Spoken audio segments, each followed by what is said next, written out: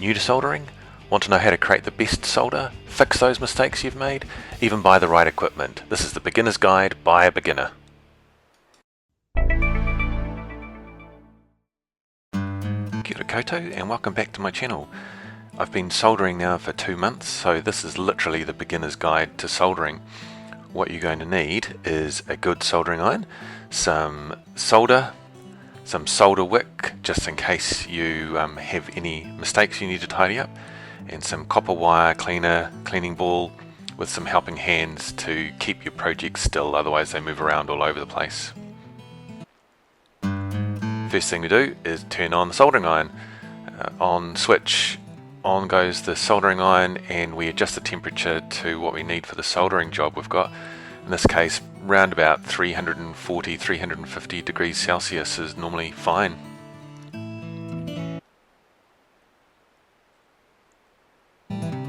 Preparing the solder job is really important, making sure that it's nice and still and it's not going to move around on us.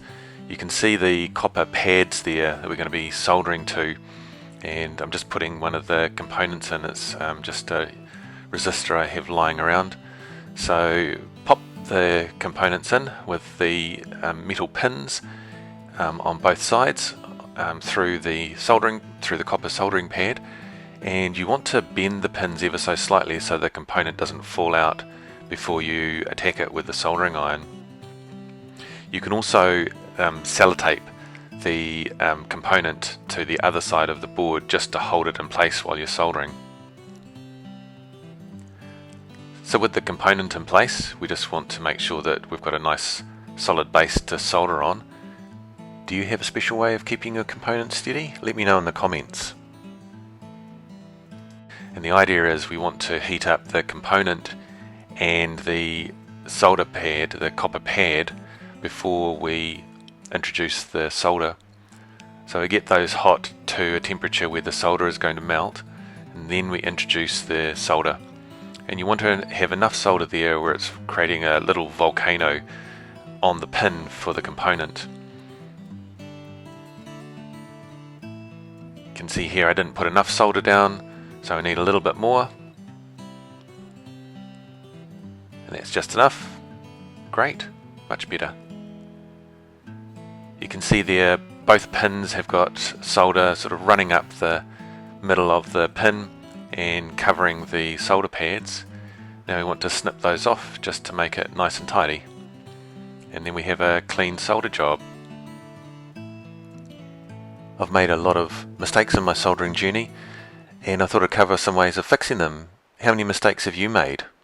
Let me know in the comments. There are times when you've maybe put too much solder on the job, or you want to remove some solder. So here I'm just giving an example where there's too much solder on this copper pad, and this is where your solder wick comes in handy. So it's braided copper, and the idea is you want to lay that on the area where you've got solder that you want to remove and heat up the braided copper and the solder together, and the solder will always migrate towards the copper. So when you heat it up, you'll see that the solder actually wicks along the copper braid, and just tidy up afterwards.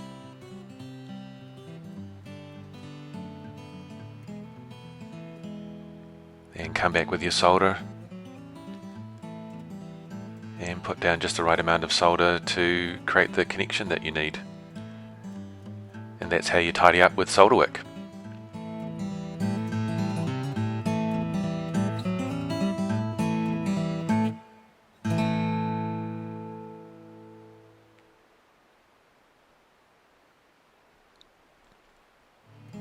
Finally, make sure that you keep your soldering iron in good condition. Before you solder, you want to tin the soldering iron, and that's putting a bit of solder on the heated soldering iron so that it's ready for your job. And you can see there's quite a bit of fumes coming off that soldering iron. And then once you've finished your soldering job, clean it off. You've got the copper wool and you've got a wet sponge near your soldering iron.